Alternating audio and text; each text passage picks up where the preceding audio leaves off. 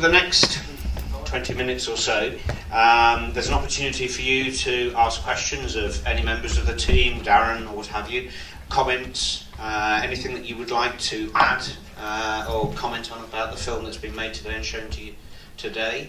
And then I think the panel also has some questions for you as an audience, so we'll turn it back onto you at some stage as well. So we've got some roving microphones, I think. Yep, there's one over there. Who's going to be first with a question?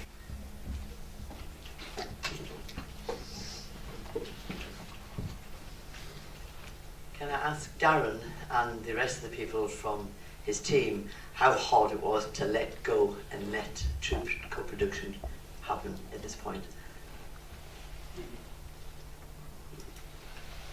Thanks very much for your question. That was something I alluded to in the beginning. As the one of the professional researchers in the team, I found it very difficult, to be absolutely honest. When I first started, when I met with the group, as they'd already made a film, I assumed that they knew all about what shared decision making is. But it first became apparent that me speaking as a researcher, and I hope you don't mind me sharing this, guys, is that when I did my first presentation to them, being a researcher addicted to PowerPoint slides, I presented 10 minutes or so, and the feedback was, Darren, that was great, but we didn't really understand it. So it was from their prompting, they actually went away themselves and learned about the topic themselves. One member of the group actually spoke to their GP about it, and then they met informally together and formed their own ideas and viewpoints of what shared decision making was. Then we met together and they told us what they thought it was, and I said, yes, that's exactly what I'm talking about. So it was very important for me to then let go at that point, and I realised that really the driving forward and the ideas and their idea was to have a narrative-based approach actually came from them, and to support that process and to trust that process, and I can see it's produced a fantastic quality, amazing product. And you can let go of the microphone now. Great. I think in order for the co-production process to be effective was, like Darren was saying, is for shared decision making to be fully understood. And when I first heard about shared decision making, it was like, well, it sounds a bit complicated, but when you actually apply the aspects of it, you realise it's a really simple process that can be really effective. And I think understanding shared decision making meant we could be really effective in the co-production process because we knew exactly what we wanted and we had a firm belief in what Darren was doing.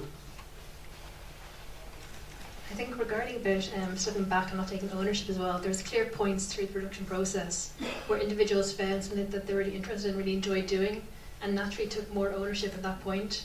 Like there's a point during the filming where Darren and I just sat back and literally did nothing, and the two co-directors were off giving directions. And that was really nice to see. It was really nice to see.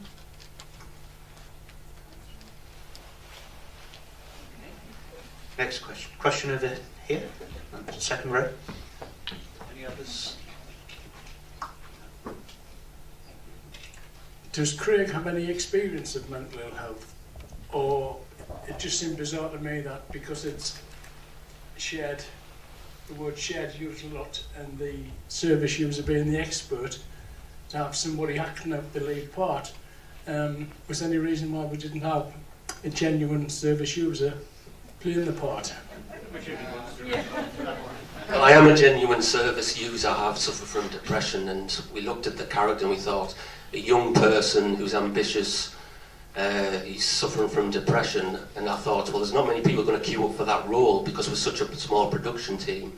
And I thought I'd play that character because I'm young, I've got some ambitiousness, and of course I've experienced depression, and I understand thoroughly the advantages of shared decision making when it comes to consulting with somebody with depression, because in the early stages of seeing your GP, you don't want to fall through a net, you don't want to be isolated, and engaging in shared decision making is highly beneficial. So when I was playing the character John, I grew in confidence. It was quite a hurdle because I'm not an actor and I'm a naturally nervous person, but yes, I have got mental health problems, I have suffered from depression, and it helped me phenomenally.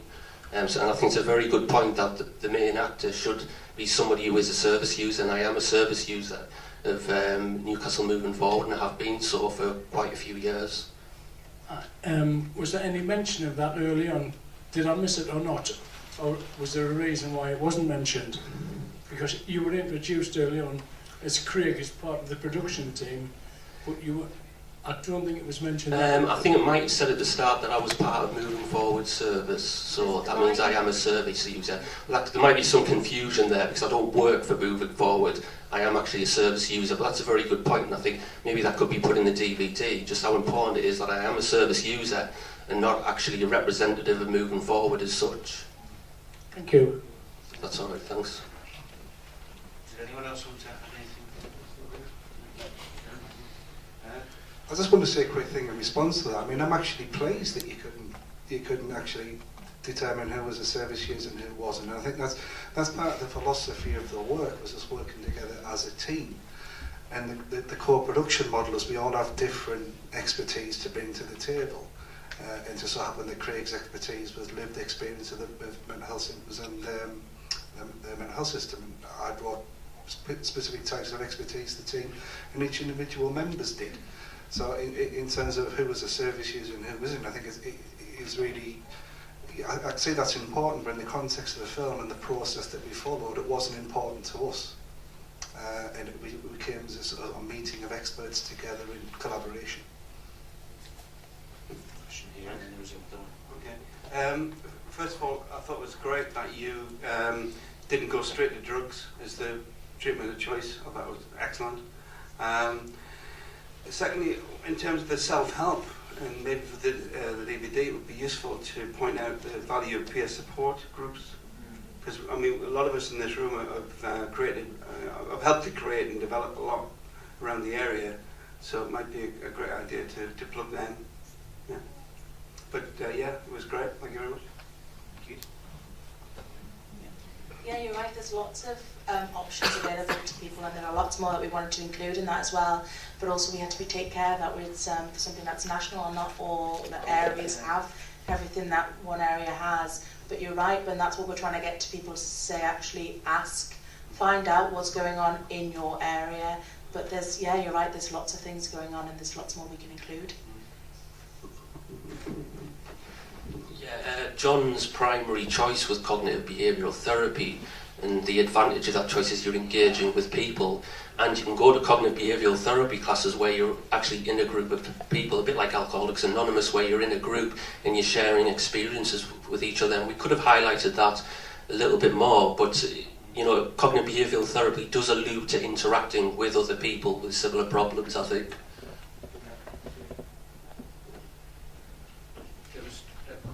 Halfway up on the left first. That's it. Oh, hi. I'm Sarah from NSAM Youth-Led Mental Health Network. It's a great piece of work, really direct and really engaging, and a fantastic training tool. So I wondered if you've had any kind of agreements or adoption from any professional training programs to use it.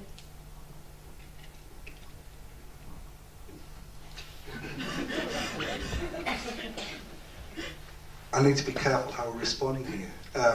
Yes, there's been incredible amount of interest, but in terms of the work, in terms of doing this, first of all, I'd say this is something that I did with the team on top of the day job. It's sort of been a labour of love. And I think to develop those things further, it will require your help. And if you have any ideas on how to support us to do that and work with us to do that, we're absolutely delighted to hear from you, because that is one of the reasons why we developed the film, so it would serve as a clinical training aid. It's not meant to be absolutely 100% representative of how mental health problems present in primary care. It's used to invite those conversations that it can be done, that these are the specific skills and the specific stages. So yes, that is a prime aim of this work, is to produce us into a continuing professional development type workshops, which will be co-delivered with all of us, using the film as a vehicle for learning. And just to reiterate, if anyone's any money or any grants want to pass, please let me know. I think Geraldine wanted to come in there. Sorry, can we just come down to this third row? Yes, thank you. Just again, congratulations. Absolutely fascinating, fabulous, really, really brilliantly done. And congratulations, Dave Thompson, who's the silent GP in the corner, who's always been a bit of a real exception.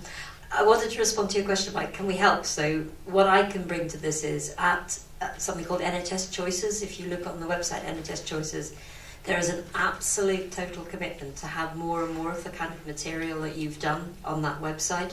So one of the things I'd love to do is to offer you to meet the head of that group who's really keen to promote, make more videos, more DVDs, add more information in. She'd be absolutely thrilled to have this. And just to say as well that we've just finished working with 150 new CCG, GP, mental health leads around the country who are all completely phenomenally fabulous people. So it's kind of like clone of Dave, but about 20 years after I first met him. So there are all these people are really, really keen to get masterclasses, to understand more things like this. They've got a whole masterclass series planned for the next year. So if you were willing to perhaps come and show this material to them, I think that'd be incredibly welcome. Thank you.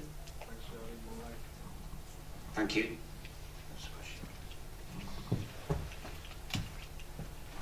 It was a comment, really enjoyed it, and I also like the aspect you brought out with Stacey being very involved, and I think that's just very, very well done in how that decision making also included that kind of support. So really, really good. And so I'm a network manager, I'm a clinical network manager, so we're very keen to see how we can help as well in terms of disseminating it. Thank you. I think it's very real that somebody suffering from depression might actually be in a state of denial. And I think having a social network around you, like family and friends, is essential. To have somebody like Stacey around you to say, well, look, you're looking ill, you're looking a bit off, and to help support them in the recovery process, and to help push them to engage in primary healthcare service is essential. And I think that's where we can talk about how important it is for the general public to understand depression, to help them engage with people who are suffering from depression, and to help push them through the primary healthcare service, and then engage in shared decision making effectively. So I think Rosie did a really good job in ensuring that the importance of being a friend is actually highlighted. I'm going to take Chairman's prerogative and ask a question now, which is a question of all of you, really. And that is, we've seen the product of this work, we've seen the way you've committed yourselves to developing this, and clearly this is a benefit widely, and we've heard opportunities here to disseminate this. But the other thing that struck me, and I was impressed by many elements of this work, was what you got out of it as well. So I wondered if you'd like to say a little bit about what you got out of it as individuals, as being part of this process. I actually really enjoyed the research side of it. I really enjoyed finding out what Darren was talking about, decision making. I was like, what are you talking about? And actually, to be... You can tell me one day as well. When he first came in, I was like, well, surely everyone does this. And then actually, when you start to think about it a little bit more, I started to realise that I fell into that loophole as well. Like, where I wouldn't ask the questions and I would just sit back and just let the doctor tell me what I should be doing. And actually, I really enjoyed finding out about how to empower other people and how to get people to ask more questions, to be a little bit braver. So I really, really enjoyed that side of it. And I definitely am more the person that asks my doctor more questions. Well, I'm definitely not going to Hollywood, that's for sure, but I did feel empowered by learning about shared decision making. I did feel empowered by making this DVD, you know, just being involved in the whole process. It is character building, it does build your skills, it does build your confidence, and it makes you think the NHS has got holes in it, has got flaws, it's got problems, and those problems need to be tackled, and shared decision making is one of the things that can be applied to tackle the holes in the system, if you like, because people are falling through the net, people are suffering from depression and they're isolated and they're not getting what they need. And in doing this DVD, I feel a bit empowered that I've made a little bit of a difference, and I think the rest of the production team will agree with that as well.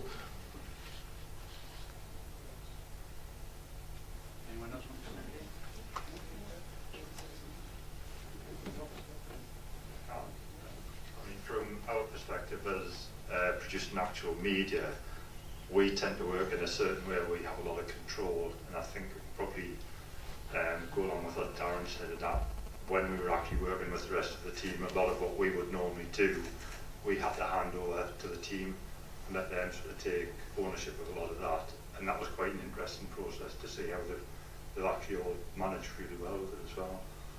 So that was quite a good experience for us. And of course you enjoyed working with us as well, didn't you? Yeah. I'd just like to say a few words in terms of, from my perspective, you read articles, you watch films, but in terms of working with these people and hearing about their experiences and telling me how this is the best way to put something across, this is the way to best to describe something, this is what people really want. For me, I've got a deeper understanding of what it's like to experience mental health centres, what it's like to go along to see a GP, to actually talk about it, what it's like to live with mental health symptoms on a day-to-day basis. So for me, that's something I got that deep learning and an understanding and appreciation of their perspectives and their priorities. And that was a shift in my mind in terms of how we should be developing interventions. I mean, I've done co-design before, but never at this level. And I'm now a 100% advocate of that. This is the best way forward, is to actually co-produce materials with experts by experience.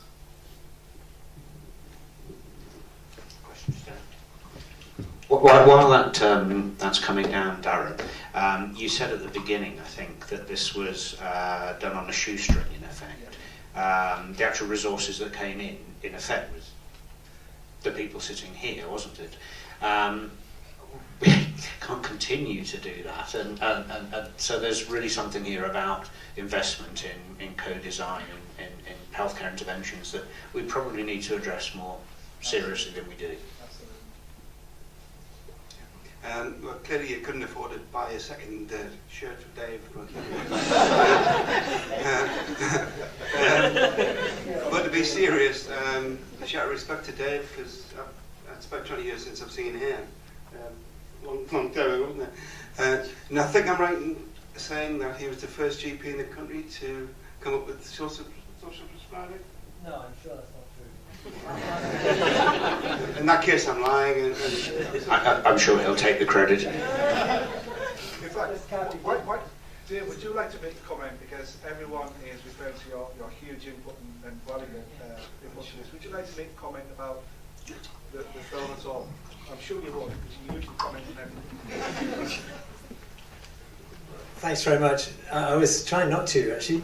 I mean, I think it's great to see it all. It's great to have so many people see it, and it was really very special for me to be part of it. I feel actively that I wanted to stay up here rather than down there, because I don't think I had as much involvement as I think I should have had or would have liked, really, in terms of working with the team, and that was not about willingness, it was about time and capacity. But it was certainly very, my job was essentially easy because the way it was constructed and the way the team had written the script and had designed it, I really just had to come and do the best job I could at delivering what they had really asked for.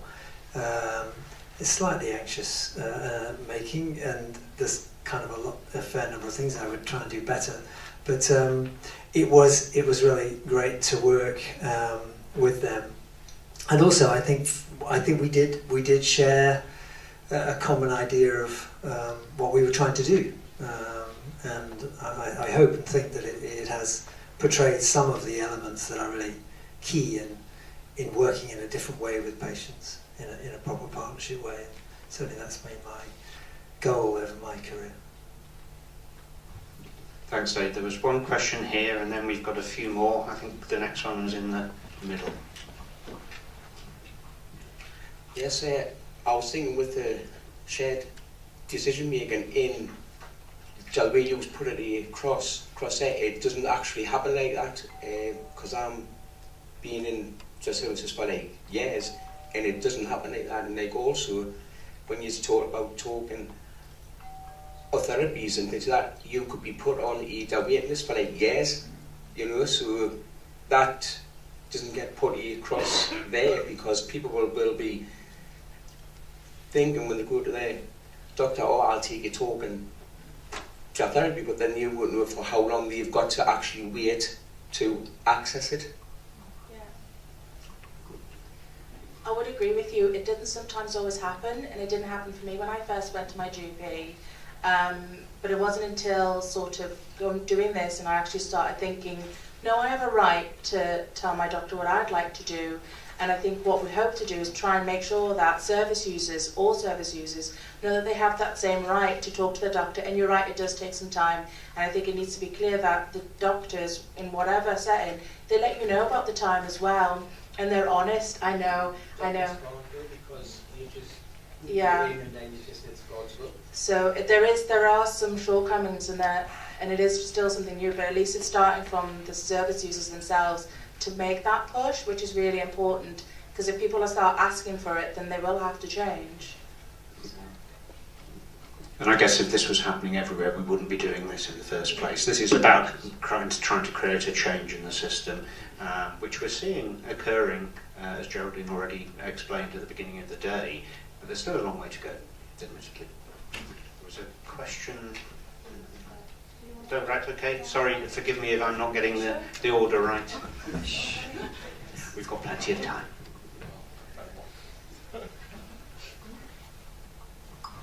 Hi, you say you want service users to go to the GPs and say, this is what I want. And yet every day we listen to the politicians telling us that we're not important enough to want that. And I just want to know, are you going to, how many politicians are going to actually sit and watch your film about joint decision making in health? And whether or not we can get the politicians around to make joint decision making as well.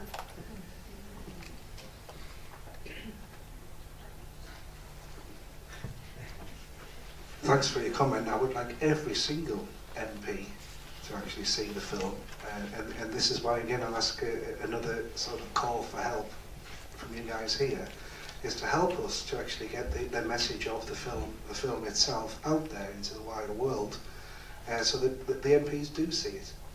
This is beginning very much of a journey, and just reiterate what Richard said earlier, that's the reason why we've made the film, is so that we can show it today, and this is the premiere today, but it's only the beginning of the wider dissemination of the benefits of shared decision making in mental health, and hopefully that will trigger, and as Geraldine has already offered, for us to meet with people from NHS Choices, and there's other people offered support and help, and this is the beginning of the journey to hopefully make that positive change so that everybody receives a choice of treatment, but also is involved in decision making. Thank you. Hi, I'll stand up because my name's Chion Wara, and actually up until about 2 weeks ago I was the MP for Newcastle. So you may have noticed me sneaking in at the end, and I'm sorry, this is quite a busy time for politicians, as I'm sure you understand. But I was really, and I've seen part of it, and I'll watch the whole thing online. I really wanted to be here today, and I wanted to hear what the reception was and what the reaction was, because as I think has been alluded to, and excuse me if it already has been discussed, co-production, shared decision making is quite a really buzz term in policy making in Westminster. And I'm the Shadow Minister for social enterprise and digital government and co-production, people power services, devolving power to communities. That's all what's being talked about a lot. But what I want to see is how it actually can work in practice. What does it mean when it works in practice? How do you build the capacity to make it work in practice? I mean, if you're being told you're not important enough to make decisions about your own mental health, then that's crap, to use a technical term. So how do we change that? And I saw there's a project in Elsick about the People's Charter for mental and physical well-being, which I've seen as well. And so what would you say in terms of just the investments that are needed, so capacity building, but also are there circumstances that you think it isn't appropriate to use these kinds of techniques? I'm going to come in a little bit on that, if I may. And Chian, thank you very much for that comment. And when you're re-elected, do come and talk to us. We've been doing a lot of work in this field of implementation of shared decision making. This is one example of a body of work going on in the North East. And I think we've learnt an awful lot over recent years about the sorts of things that help to make this change in practice. And we have a long way to go. Just a few quick comments, because I don't want to hog this, but there's a key issue about attitudes and changing attitudes here. And that's attitudes amongst doctors, clinicians, service providers. When we have done our implementation work, one of the key messages that's come back to us is, in general, clinicians are not too bad. They could be better at saying there are some options available. The thing that they find quite difficult is putting themselves in the place of the patient in front of them. That element of eliciting values and preferences, and understanding that all of us as individuals have different values and preferences, and that's going to impact upon what is the right thing for you as an individual in terms of your treatment and options. So there's a lot there around clinical skills development, including changing attitudes. There's clearly a lot around the systems within which we work in healthcare that support this, and Geraldine outlined at the beginning that we are in a changing environment, and I've been working in shared decision making for 15 years. We wouldn't be having these discussions 15 years ago. So things are moving. I'd like to see them move a lot more quickly. But by invitation, do come and talk to us, and we'd love to work with you on how we can improve that. Peter, you've been waiting for a while at the front here, I think.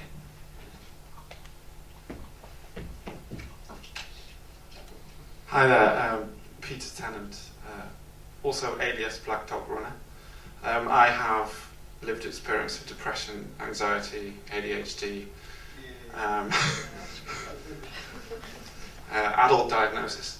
I'm going to be a bit more controversial, I'm afraid, because I've been in the system for about 15 years, and I remember my very first consultation with a GP about 15 years ago, which was very similar to Dave's experience, actually, which is unusual given that most of the GPs that I have ever come across do not practice shared decision making.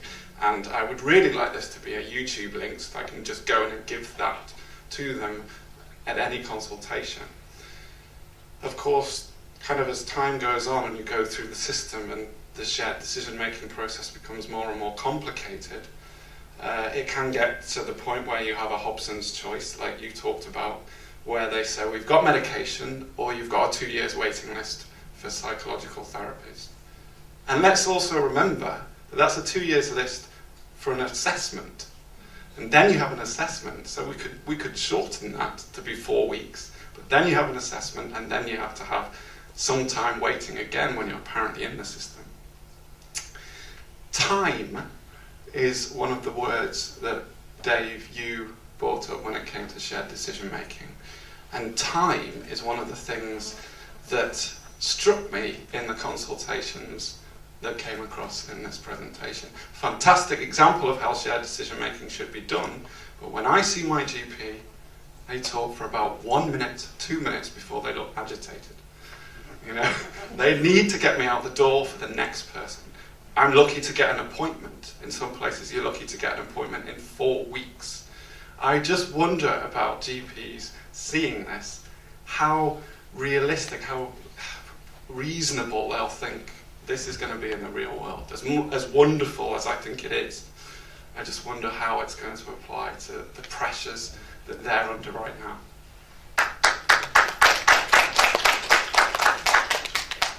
Dave, you're putting your hand up.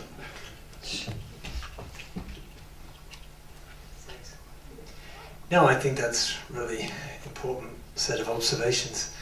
And time is I sometimes look forward to retiring because I think it is the only thing. It is very, very rare not to feel time in the back of my head, every day, all the time.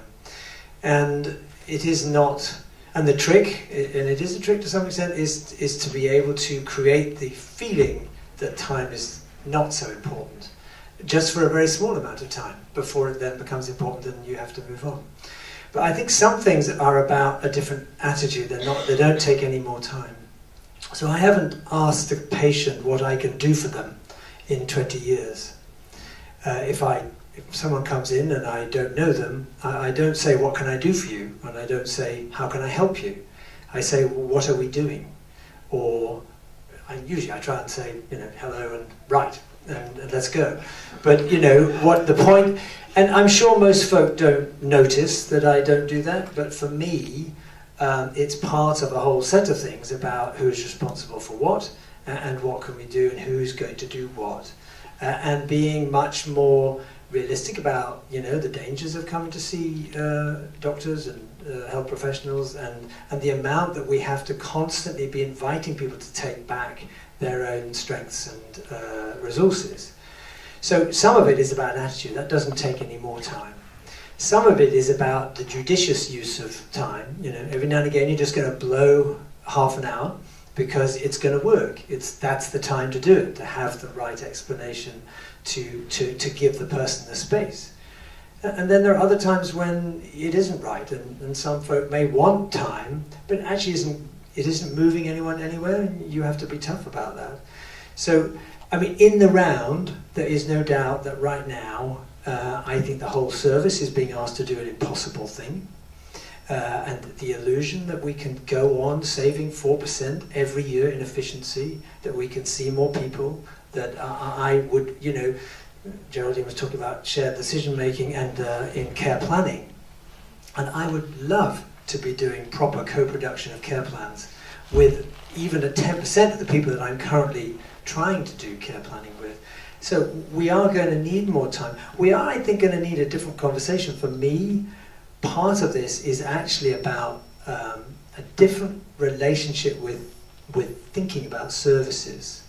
And that's a really big thing, because what politicians have done an awful lot of is promising, we'll give you more and more and more, when actually we have to work together to use what there is in a different way, as well as, without doubt, strengthening primary care. So there is, in fact, we are one of the best practices in the Northeast, I believe. And I have been advertising for a new partner, and we have not a single squeak, in 3 weeks. It's tricky out there now. So there's a lot of different pieces, but I think the piece that I can answer is you use time judiciously, and it's about attitude. This is great. I'm glad you brought this up, and thanks for that as well. But I'd like to say something else. Yeah, this film is about how shared decision making might look like. But let's not forget, there's more than the GP. There's the patient. But there's also what I like to bring up as the third sector, the voluntary organisation.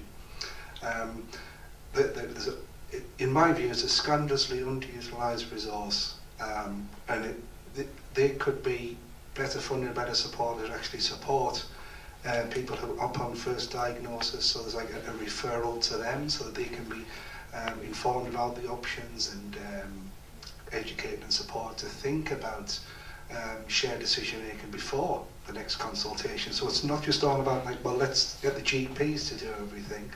I think there's a responsibility in terms of the general public. That's one of the reasons of raising awareness of what shared decision making is, but also I think healthcare working with the third sector to support better care and quality outcomes in health in the future. We've got a few people waiting. I think the gentleman up there has been waiting for a while. If I've missed any hands, please put them up again. Thank you very much for the film. That's brilliant, and from my point of view it's going to be really useful. My name is Don Pinchbeck. I'm the trustee of a social enterprise called Emmaus. Emmaus takes in homeless people and helps them to recover and return as contributing members of society. But when homeless people come in, and maybe for a period of time inside the organisation, depression is a very real problem. As a trustee, what I'm going to do is to recommend that every single member of staff across our 26 establishments in the UK see this film. because I think that is going to be very useful. The way that we deal with depression is hugely varied across all those establishments. And what I'd like to ask is there any way in which, beyond this film, we can help professionalise the staff who deal with these people with depression on the spot before ever they see a GP? Is there anything that we can do? Well, I'll just reiterate what some of the key messages in the film. It's important, first of all, to understand symptoms, have an awareness of how the person's symptoms impacting on them, and also the understanding what depression is and how the diagnosis is actually made, but also in terms of what options are available, that they don't have to accept what the GP recommends, that it's important to have a choice, but also emphasising why it's important to engage in that choice. Because if a person chooses an option which they think might work well for them, it's all about expectations as well, because there's roughly equivalent evidence base for the options, is they're more likely to have a good outcome. So it's about when first meeting those people, is getting to understand their symptoms, the likely causes, and actually talking about them, well, maybe it'd be a good idea to seek professional help, because that's an important first step. But making them aware before they go that there is options available, and it's important for them to actually exercise some choice and in collaboration with the professionals, and that would include you and your staff, and making a choice that's right for them. Yeah. I think, sorry. And was your question also about education and training for your staff? Was yes, that's yeah. right. Okay.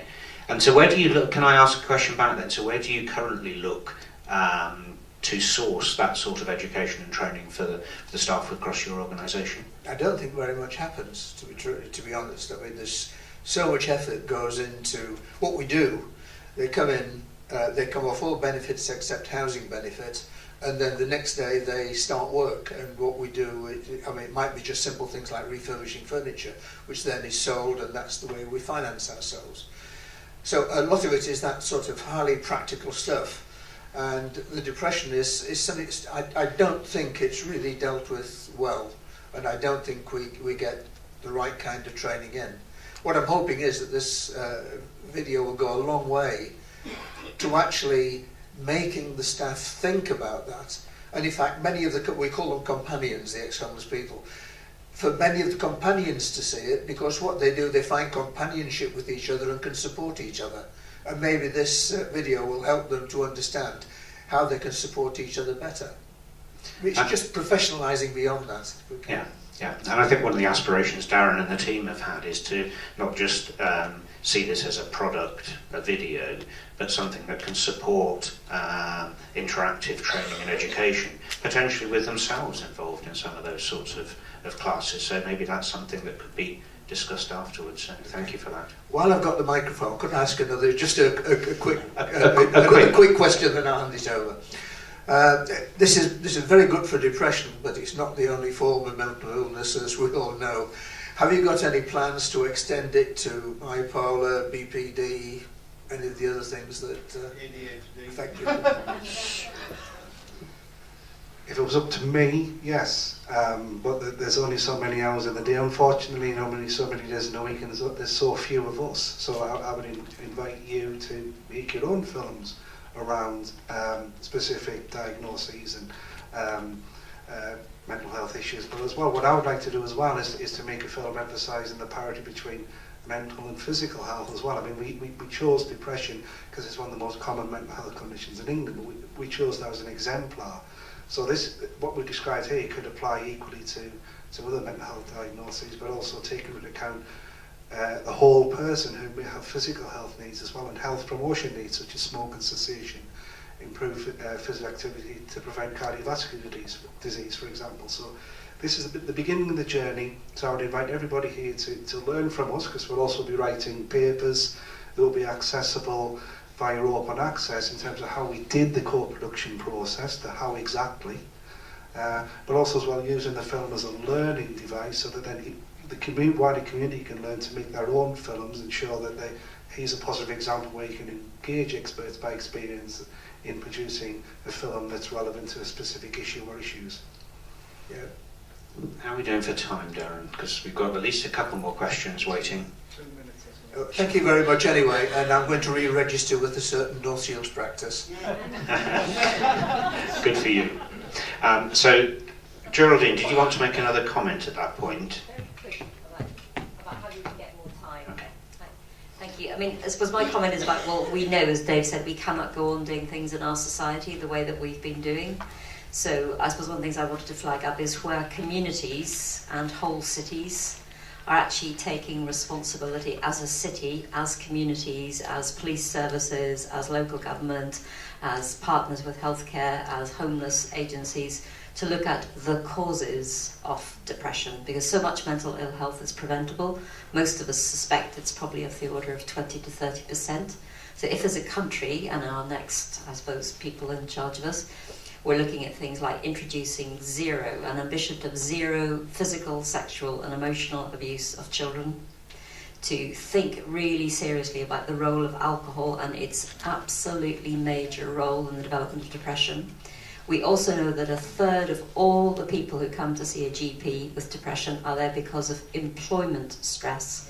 We know that if you put in place good preventive employment practice, actually you get employers make more money, you get better productivity, people don't get depressed, they don't leave work. It's a kind of a win-win for the exchequer. So I suppose what I'm seeing across the country, and I think London's been the first, because you might not know, but in London, the London Commission, we met, it's all sorts of different agencies, and we will have a £2.6 million investment in a digital building positive mental health and resilience, and helping people access the understanding what they might want early for the whole City of London. That's a London city community taking responsibility for the prevention of mental ill health and trying to address it early. So I just wanted to flag up with people, there are some really exciting things, but this is absolutely not just a health service issue, this is a whole community issue. So we've got 2 more questions waiting, and then I think we'll have to pull things to a close. The gentleman in the 4th row in the middle.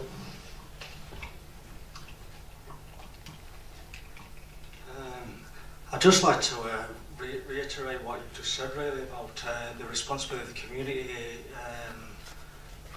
to accept people with mental illness, and it's like what the lady was doing in the film there. She was supporting somebody, and it was an important part of that shared decision making, basically, in that process. Whether it was a peer supporter or a member of the public, we have a responsibility to help someone move forward with their life. And peer support can be as simple as somebody taking someone out for a cup of tea or taking someone to the park or something, getting them out of that situation where they'd be overthinking something. I think that was a really important part of the film, that there was somebody there to support them. And in regards of employment as well, I think it's important that employers and government and the community again, accept people with mental illness and have an understanding, and should be I think it should be a film made about about stigma and discrimination to support this film as well, because people, I've been in the system 30 years, and I didn't ask to be dependent on benefits. I didn't ask to lose my education. I didn't ask to be ill, basically. And I think there has to be, I go back to what the lady said, where this lady needed support with when she went into the doctors. But you can use that lived knowledge. Like, you've got 15 years, I've got 30 years. You can use that lived knowledge as a resource, feed that back into the system, use people as peer supporters to help be a voice for people who don't have a voice or at the start of their journey, because that is an invaluable knowledge. That is something you can't buy in a textbook. Thank you. Fabulous comment. And I'm then going to have one final comment here at the front, and apologies to anyone else who was waiting. I do work in the voluntary sector. I run a charity for young people, children and young people suffering with mental health issues, and I wondered if the SDM model is relevant used with children, because it doesn't appear to be. I think it is quite difficult with children, but you're right, they also have their opinion and their choices, and it should be used, but also with children you also have to consider their guardians as but there should be a model that should be made about it. I think children sometimes, mental health is sometimes blanketed over or seen as a growing issue, but yeah, it is really important as well. And it's also really important about what you were saying about carers, because if the parents understood what was going on and about depression and everything like that, it might be a really good preventative model as well. And that's one of the things I really wish that we could do, spend more time about working with the carers and looking at carers, because actually they play a really vital role in also, you know, alleviating stress on the NHS and all that sort of stuff, because actually a lot of the time it can really be really effective having a positive caring model there at home every single day, all the time, if it's possible. But then again, it's about training people. So I always wonder why we don't have mental health issues in our schools and in education.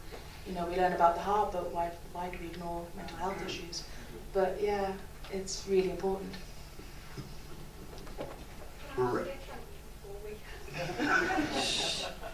Thank you.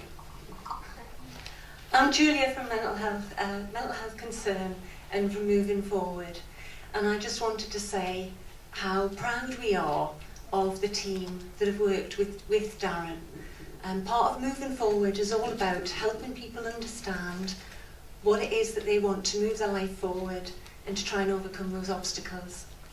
So we can't actually take any accolades for being a part of this, because we were just really that conduit to help these people who had these skills and these interests, and Darren and his team who were looking for some people with these skills and these interests. So thank you to you for trusting us to be a part of your journey, and Darren, thank you for the opportunity that you've given to these people to excel. Thank you.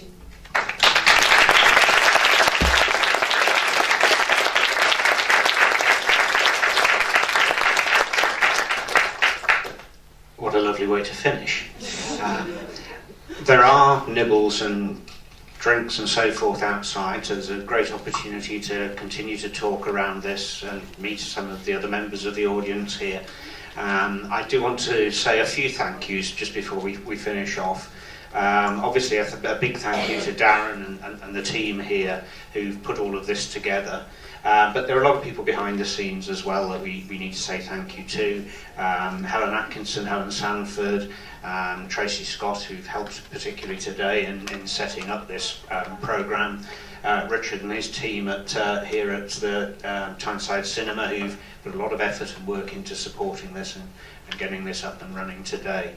And I'm sure I'm forgetting some, Darren, so you'd better tell me who I've forgotten. Well, you're forgetting yourself, Richard. Thank you very much. And also let's say thank you to Eileen Kiernan as well for providing much needed support of this project, and to the many, many unnamed colleagues out there. I could spend half an hour actually saying their names individually, but you know who you are. Thank you for believing in us.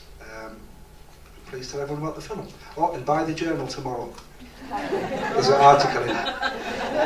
And again, a further thank you to Geraldine Strathdy for coming and kicking off today and putting this in the context of what is a changing national picture around mental health. So thank you.